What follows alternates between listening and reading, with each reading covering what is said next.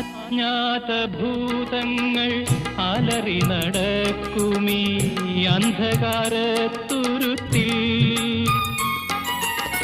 മേഘനക്ഷത്രമായി നീ വിടർന്നോ, നിന്റെ മോഹത്തിനൊളി പരന്നു.